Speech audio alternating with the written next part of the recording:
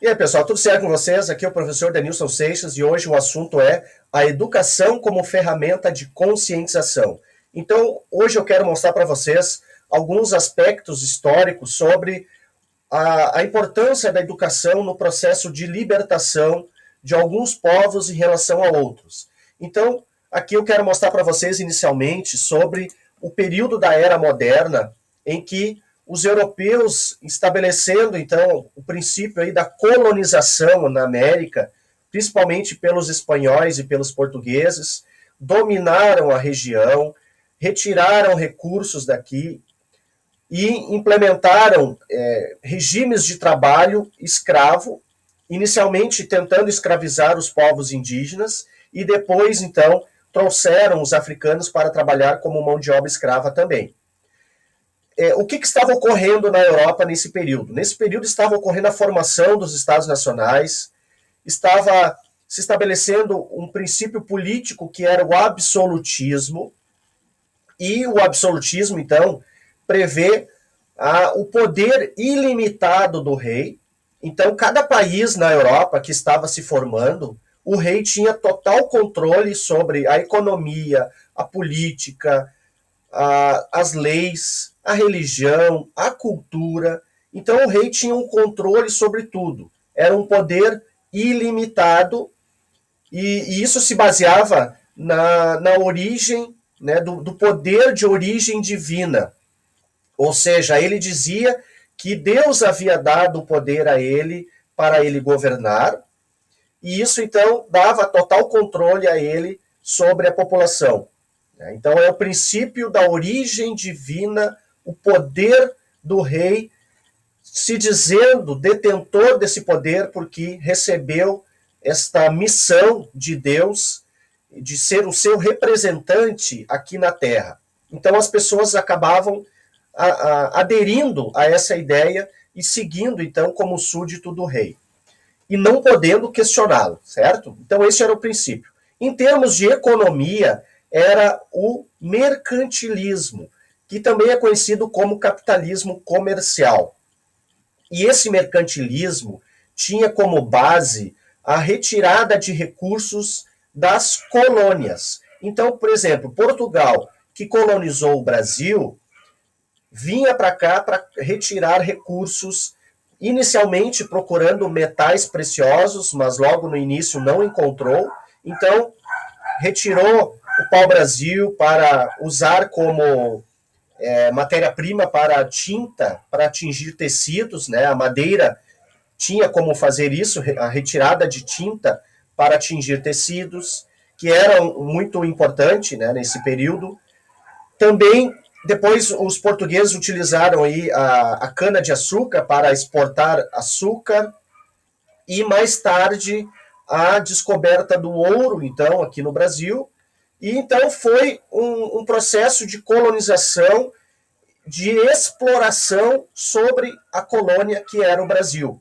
Então, esse era o princípio básico do mercantilismo, de retirar recursos da colônia e enriquecer o seu país lá na Europa, no caso Portugal. Então, nesse período, os europeus estavam procurando também em várias regiões, não só aqui na América, mas na Ásia, na África, né, novas rotas comerciais para as especiarias, que eram, então, o cravo, a canela, a pimenta, a noz moscada, porque nessa época não havia sistema de refrigeração.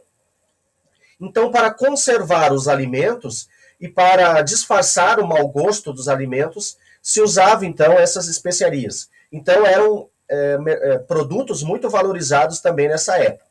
Bom, então, houve, nesse período, um domínio europeu dizendo que os europeus iam trazer para cá também este modelo de civilização, que era um modelo muito baseado no mercantilismo, baseado no cristianismo também, e é por isso, então, que os povos nativos aqui foram catequizados, porque na época estava ocorrendo a chamada Reforma Protestante. Então, os católicos queriam cada vez mais conseguir um número maior de fiéis e de certa forma, barrar o avanço do protestantismo em vários lugares do mundo. Então, a Igreja Católica criou uma ordem religiosa chamada a Companhia de Jesus. Então, os padres jesuítas vieram para cá, também nessa época da colonização, e catequizaram os índios para buscar um número maior de fiéis, então, certo? Bom, esse, então, é um primeiro, a gente diz que é uma primeira onda de colonização implementada pelos europeus, então, na era moderna, século XVI, por aí, certo? Bom, agora, o outro domínio, no século XIX, um domínio imperialista, implementado também pelos europeus, mas também por outros países que não estavam na Europa, como, por exemplo, Estados Unidos e o Japão também utilizaram o imperialismo neste período do século XIX. Então, o que ocorreu? No século XIX, o cenário era outro. O cenário era a segunda revolução industrial. Então, os países que estavam se industrializando precisavam de matéria-prima para conseguir recursos para suprir as demandas, as necessidades das indústrias. E também conseguir novos mercados consumidores para seus produtos que eram produzidos na Europa e que eles queriam, então, ampliar esse mercado consumidor. Então, precisavam colonizar. Então, esta é a segunda onda de colonização. A gente chama de o período do neocolonialismo. Né? Neo significa novo. Então, uma nova onda de colonização no século XIX, principalmente na África, na Ásia e na Oceania. Então, houve um desrespeito muito grande pelos povos que foram dominados. Então, os europeus, se dizendo que iam levar a civilização para essas regiões e que sozinhos essas regiões, esses povos, não conseguiriam chegar a um nível de civilização por conta própria.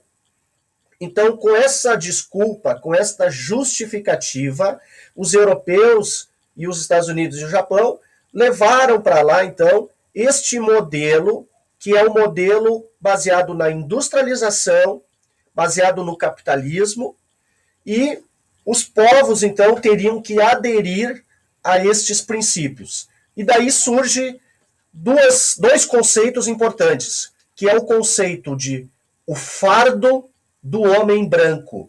Isso significa que os europeus estavam ajudando, entre aspas, a levar uma civilização para essas regiões, que isso seria uma missão do homem branco para levar a essas regiões, que os europeus precisavam fazer isso para ajudar os povos africanos, asiáticos e os povos da Oceania. O outro conceito é o conceito de darwinismo social. Isso vem lá do Charles Darwin, que é o autor da teoria da evolução das espécies. Então, essa teoria ela foi transferida também para a área social. Então, o darwinismo social significa que aqueles povos que não seguiriam, que não iam se adaptar ao modelo capitalista, eles estariam fadados ao fracasso e acabariam sendo suplantados por aqueles povos que iriam, então, adotar o modelo capitalista, o modelo industrial. Então, houve um desrespeito muito grande em relação às tradições, houve violência em relação a esses povos, e os imperialistas, então, implementaram este modelo na Ásia, na África e na Oceania. Bom, o Leonardo Boff, ele tem um livro que se chama A Águia e a Galinha, e numa das partes do livro dele, ele justamente fala sobre isso, sobre como o processo de educação ajudou na conscientização desses povos para se livrar, então, deste domínio, né? deste processo de violência, certo? Então, Leonardo Boff, ele tem aqui no livro dele, por exemplo, na página 21, ele diz assim, ó, os dominadores, vossa arrogância vos torna cruéis e sem piedade. Ela vos faz etnocêntricos, dogmáticos e fundamentalistas. Não percebeis que vos desumanizais a vós mesmos? Reparai onde chegais, fazei vítimas de toda a ordem, por conta do caráter discriminador e excludente de vossas atitudes e de vosso projeto cultural, religioso, político e econômico, que impondo, né, sobre todo o mundo. Então, mostra aqui no livro dele, no livro que fala sobre a condição humana da águia e da galinha, ele diz que os europeus, então, implementaram um processo de dominação, um processo de domínio sobre os povos, e que muitos asiáticos, muitos africanos, acabavam aderindo às ideias, às ideologias dos imperialistas, porque se sentiam menos, se sentiam menor, se sentiam que precisavam realmente dos imperialistas. Então, os europeus, o Japão e também os americanos, eles implementaram essa ideia de que eles eram melhores, de que eles tinham vantagens, eles tinham a industrialização e que isso ia ser bom para os povos africanos, asiáticos e da Oceania. Então, o Leonardo Boff conta aqui, então, a história de um educador e político chamado James Aggrey, e ele faz, então, esse processo de conscientização através da educação, mostrando para o seu povo, ele era morador de Gana, né, um país aí da África Ocidental, e que ele mostrou, então, através da conscientização, que a educação ela pode ser libertadora e que, através dessa ideia de que agora nós somos valorizados, que o povo tem a sua ancestralidade, tem os seus costumes próprios, as suas tradições, a sua religiosidade própria, e que, segundo James Aggrey, os ganenses deveriam valorizar isso e não adotar o modo de vida, o modo implementado pelos europeus e pelos outros povos imperialistas. Então, essa conscientização, quem é que trouxe? A educação, o processo de conscientização de que eles estavam sendo dominados, eles estavam sendo, na verdade, explorados e que agora deveriam dar valor para a sua visão de mundo, para suas tradições, seus costumes, sua religiosidade, a sua cultura, e não a cultura do dominador. Então, a educação ela serve muito para esse processo, né, de conscientização. E o Leonardo Boff, então, ele fala que nós temos duas dimensões, a dimensão da galinha, que vive, né, de certa forma, limitado por uma cultura.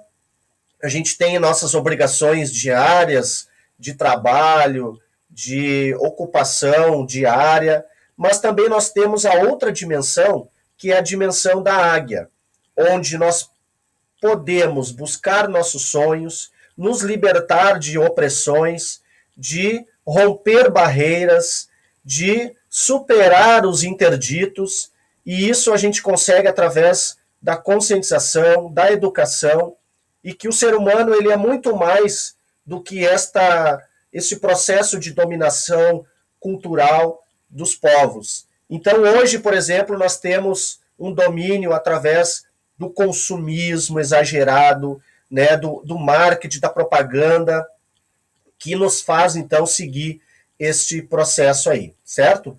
Bom, então, chegamos ao final do vídeo.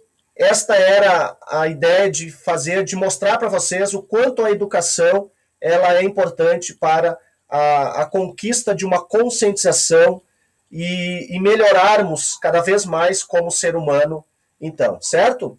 Grande abraço para vocês e até o próximo vídeo aí. Tchau, tchau.